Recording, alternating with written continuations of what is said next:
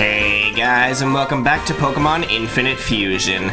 As always, I am Demon593, and last time we took care of some things. We've investigated the Lake of Rage, figured out what was going on there, and today we're gonna work on trying to get prepared for the last two gym leaders, which I believe I don't know if we really need them.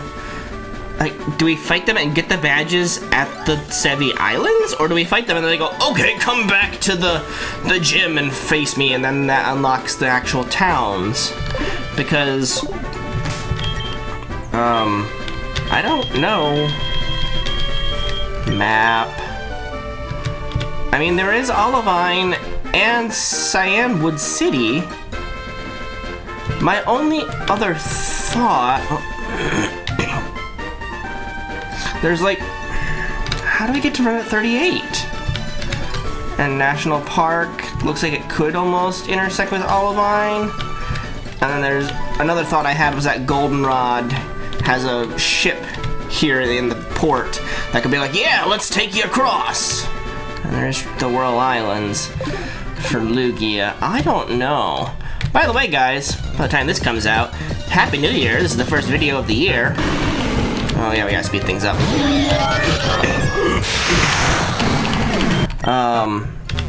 Oh, I sped it up a lot. Let's just speed it up times 2. Yeah. So, welcome to the new year, 2026. Let's hope it's better than 2025 has been. Because, boy, oh boy, 2025 is some crazy bullshit going on. Let's just experiment here real quick. And see... Oh, hello. What? What? Now, why are you here, bud? And more importantly... Okay. That's good to know. That's a thing I didn't realize. There's no way over there.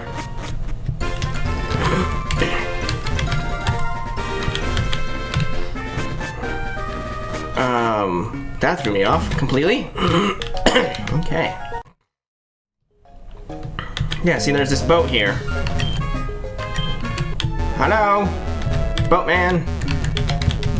Can I get on your boat? What? Sure. Yeah. That looks perfect. Amazing, even. Okay. Broken ass game. Alright. I kind of have to train to prepare for, you know, the fights. I mean, look, Patrick is ready, right? Patrick's ready. Level 79. Stephen Ham, kinda ready. Embraer, pretty much ready. Megan Jones, almost ready. Snooze and Lose, ready. Stage Goth, got a lot of work to do. So... what I'm thinking...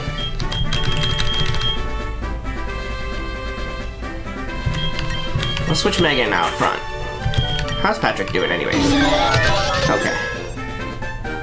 Yeah. So let's go train Megan some.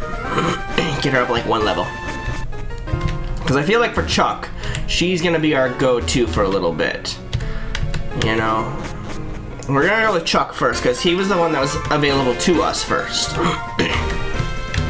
Where's a good place to train a ground psychic type?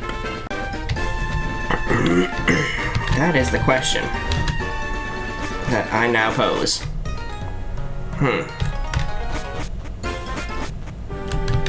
What's in here?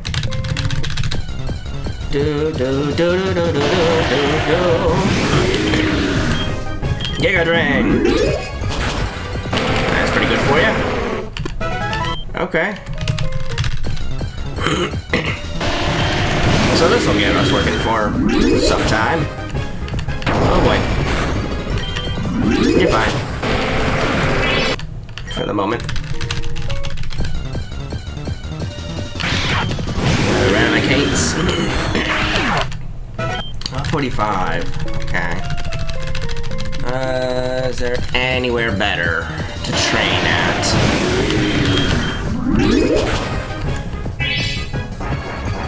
Oh, good for you.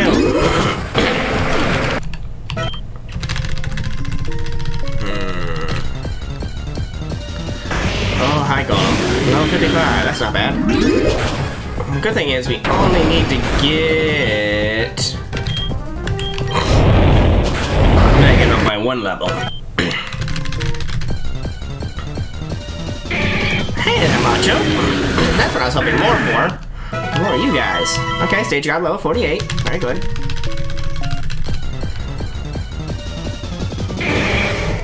Oh, and a Macho. Clearly used the Machamp. Interesting. But, so, what do we have to talk about today? Oh, you son of a bitch. Well, for one, there are so many people who like to complain online. I mean, I'm one of them, but whoa. Like, people are up in arms about things online nowadays. I'm gonna go back and heal real quick. So, of course, y'all who have watched me for a while know me. I like to talk about my wrestling. And this is my first video that I've recorded since John Cena's retirement tour ended. And now I can kind of go over it, not as a whole, but kind of as a whole. Like, how I would rate it. And, well, the ending was understandable. To me, anyways. Some people were really pissed about the ending. I understood it and all that. Boy, did it feel pretty weird in the middle there with that whole heel turn after with nothing happening. Flare Blitz. 120 power, 100% accuracy. You are a physical attacker, yes. So this would be good for you. Focuses on fire and charges at the foe. This user also takes damage and may burn the target. Oh.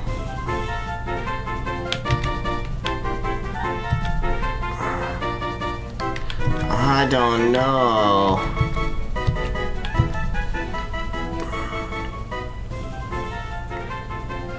I think over Stomp, maybe? Or do we do Flame Wheel?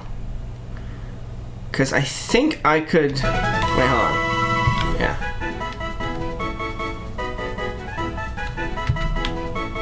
It's interesting how it's... The user cloaks itself in fire and charges at the foe.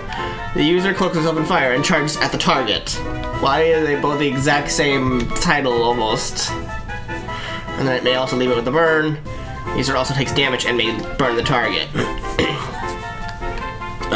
That's just some lazy writing right there. Anyways, cause what we could give, Stage Goth here when we get him, them, I don't know, whatever, get them all, caught up with everybody else, we could give them that item that makes it so that they don't take recoil damage, they don't take damage.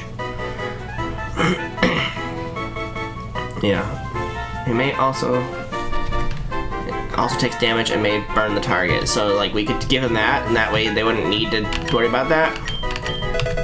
That was the toughest decision in a while, guys. So, it just felt off having Cena... I talked about it before, but having him turn heel for not a whole lot, and then turn back to face for not a whole lot, and then just like oh yeah. Alright, why was I thinking that Stage Goth only needed 1 level? It needs a lot more than that. We're gonna get you up to 78, bud. Or not Stage Goth. Megan, sorry. Stage Goth is, yeah, got a lot to go up too, but Megan just needs 8 levels. I wanna get her up to be the second highest level on my team. Oh, fuck you. Okay. So... Whoa. Alright. Yeah. That wouldn't affect you, huh? That makes sense. Dark type, motherfucker.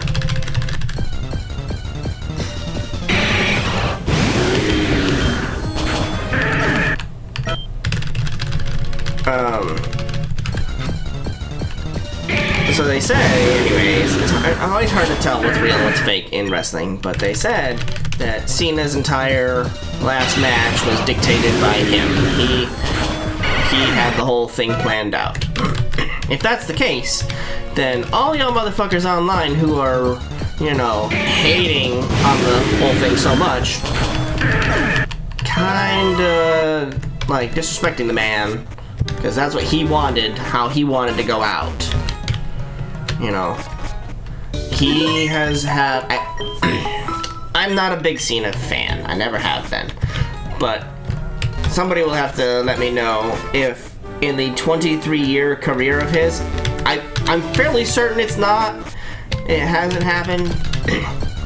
But there was this joke match that my friend and I used to always talk about, which I think was a triple threat submission match that needed to be booked between...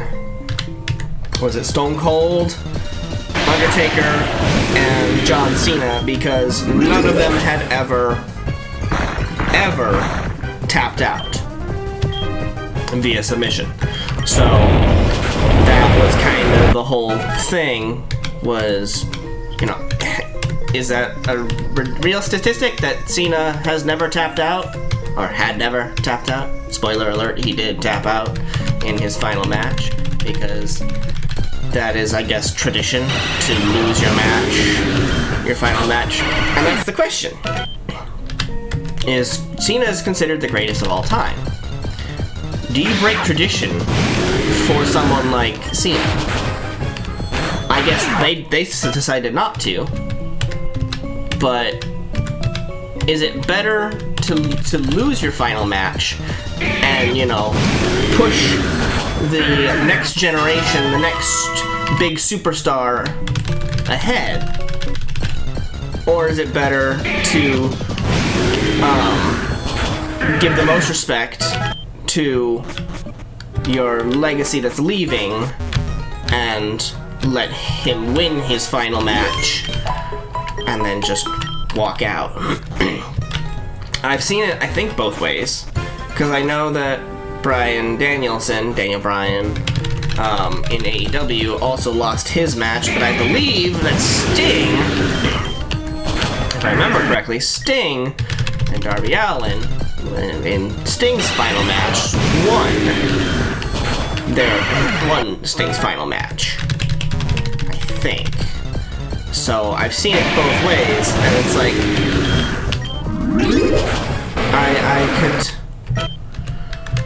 There's an argument for either one of them, but for the greatest of all time, I would almost think that you'd want to have him win his final match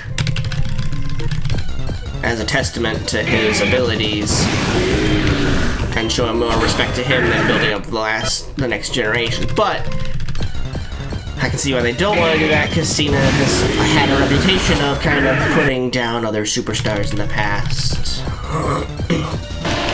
Taking other superstars' spots. Not necessarily in reality, but in story, and so to have him, you know, tap out to Gunther in his final match. And, oh man, they really frustrated me with the tournament. They had a tournament to determine who was going to be John Cena's final opponent. A 16-man tournament. I think it was 16, right? I don't remember anymore. But, you know, it'll have some people from my past. It'll have some people who I've never wrestled before. It may even have some people who don't even work here, was how they build it, right? And so people are speculating, oh my gosh, are they gonna get some people from AEW? Because, like, Edge, Adam Copeland over in AEW, is still on contract with AEW, I believe, but had taken, like, a hiatus for a little bit. So it's like, oh my gosh, is he gonna be going back to, like, is AEW gonna allow him to come back and do a WWE match? No, unfortunately not. And then people were speculating, like, oh my gosh, Maxwell Jacob Friedman from AEW, MJF, has not been seen in wrestling for some time. Is he gonna show up to the WWE and be in the tournament? Or there were so many speculative opponents in that tournament. Especially when they were like drawing the number, like the names for it, and like Nick Aldis and what's his name? No, I'm sorry, I can't remember the other general manager's name. Yep. I can picture him, I just can't remember his name. Anyways, the both of them, they were drawing the numbers and everything, and they go, you know what? I'm gonna keep this person. It's gonna be LA Knight versus, ooh, that's a good one. I'm gonna keep that one to myself until next week. And then LA Knight comes out, and then it's like, and his opponent. And somebody else's music hits, and it's like, oh my gosh! Like, there were so many of those that happened that it was speculated that it was gonna be people who were not working for the company, or they wanted to you know, keep a big surprise for it. Cool, and all. But the people who were in those positions were people who worked for TNA, which is now, I believe, owned by WWE, which means that while they don't work for WWE, ultimately they work for WWE. So it was Dolph Ziggler and Zack Ryder who made their returns, who were Nick Nemeth and Matt Cardona outside of WWE. They even basically took back for that event their WWE names. They did not, you know, go by their new current names that they are going by. And it was just like, okay. This was a great opportunity for you guys to actually work with TNA, with some stars that haven't wrestled Cena because they've never been in WWE. You know? It would be cool to put... I haven't watched TNA in quite a while, so I don't even know who's still there. But it would be cool to see, like, John Cena versus some, like, you know, up-and-coming TNA star that has not been there. But no, instead, we picked Gunther, who already has a heel presence, already has been pushed because of him retiring Goldberg. It's kind of funny because he's kind of looking like he's becoming the new Randy Orton, not with as much charisma as Randy Orton, but in a sense that he is the legend killer. He is retired now 2 legends, and with AJ Styles claiming he's going to be retiring next year, will AJ Styles be the 3rd? It's just going to be this thing where Gunther's going to be the retirer. He has matches with everybody every year to retire them. Oh, it'd be ridiculous. So I feel like that tournament could have gone a lot better. I did enjoy his final match. Him tapping out was kind of crazy. I mean, a lot of people had backlash to it. I was just kind of shocked that he actually tapped out, because I'm fairly certain he has never tapped out, but it does make sense.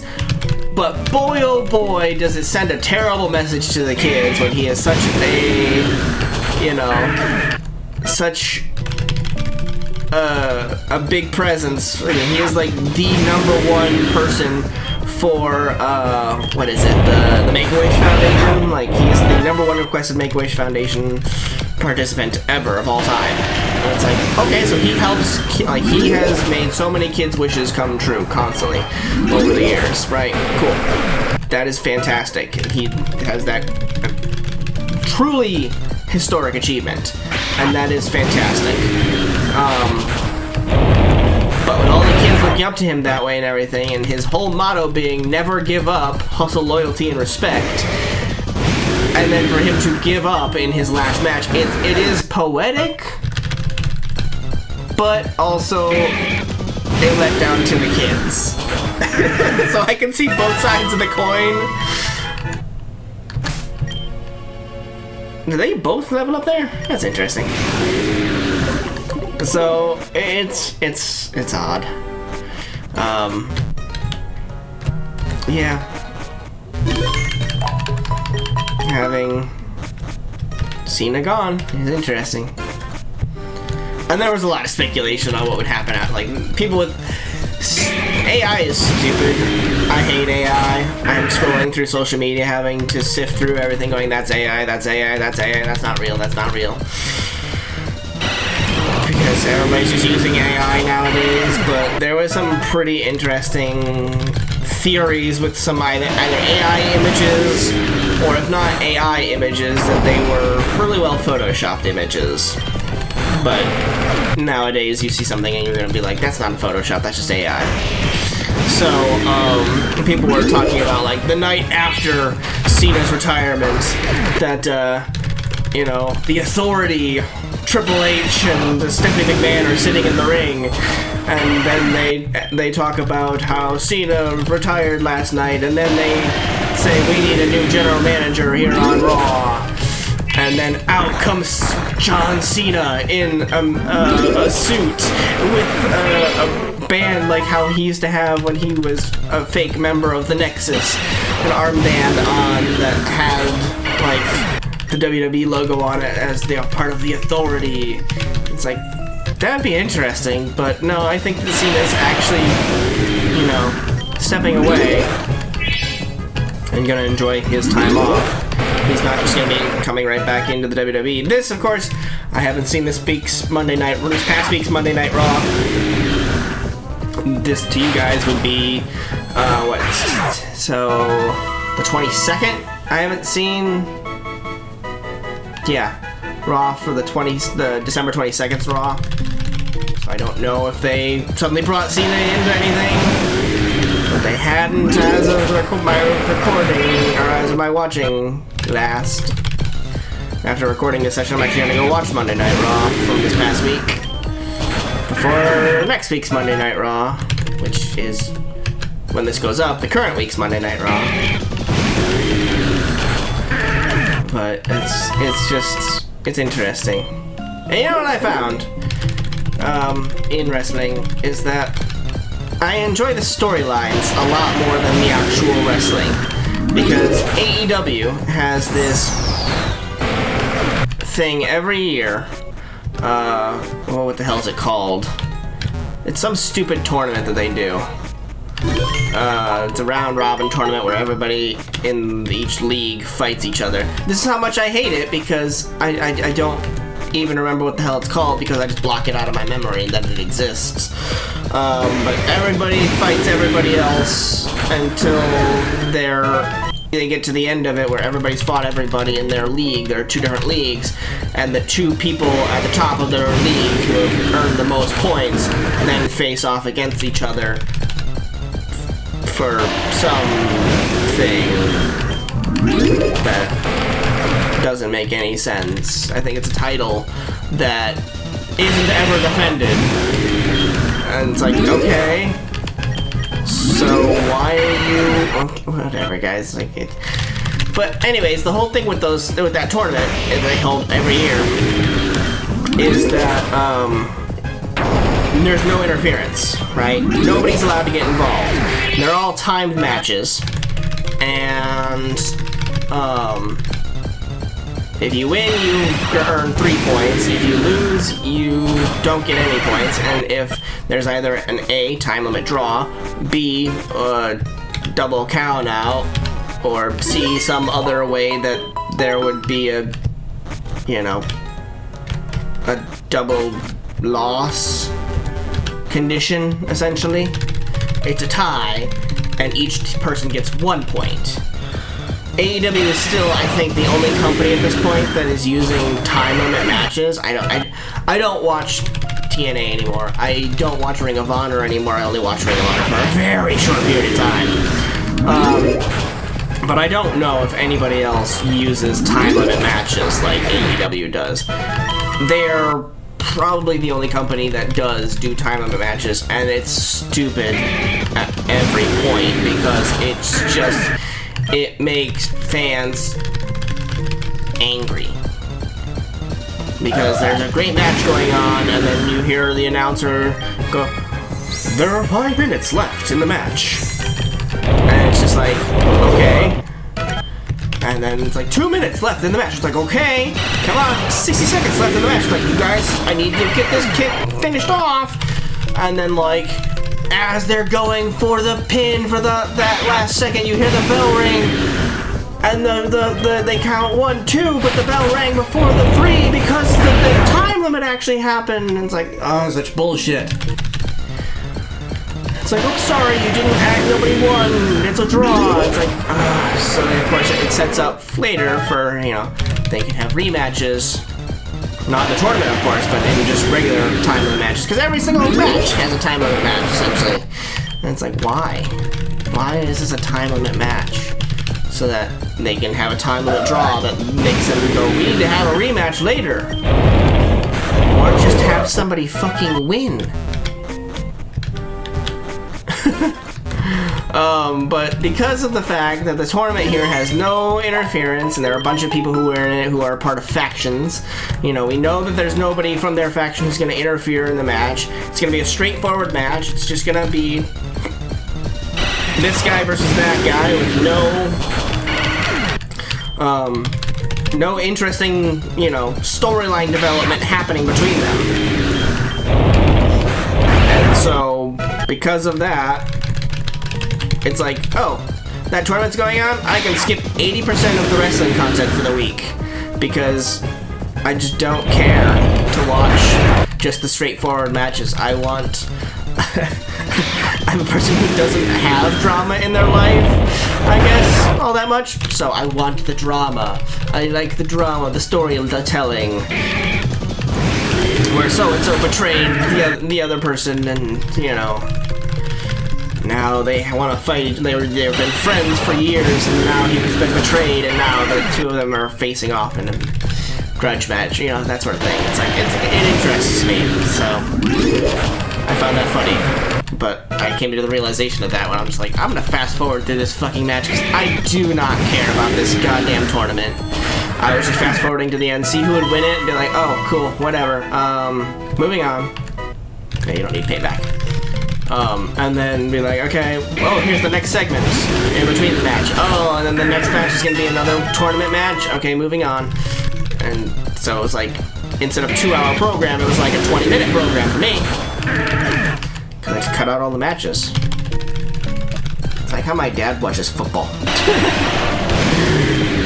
My dad is sick and tired of the Bears losing all the time, and so he just like records it ahead of time and then fast forward through 80% of it, so it's like, ah, yeah, I can watch the Bears lose in 20 minutes instead of however long it is. Because I don't watch football, so I don't know how long a football game is on TV.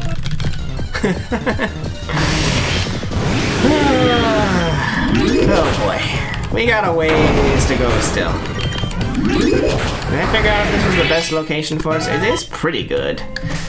I mean, Stage got this getting up here to where we wouldn't need him to be holding an XP share. Megan is still quite a ways away, though, from where I'd like her to be. Essentially what I want is Patrick at 79, Megan can be nestled at 78, then Snooze and Loose will be 77. We'll probably put Steven at 76. I think we might need to get... I think we might need to get Stage Goth up to 76. Because he's going to be good for the steel types that Jasmine will have. So I think having him and Steven 76, 75, and then Ember at 74. Let me just swap that around so that I'm, you know, aware of that. That's probably how we're gonna go about it.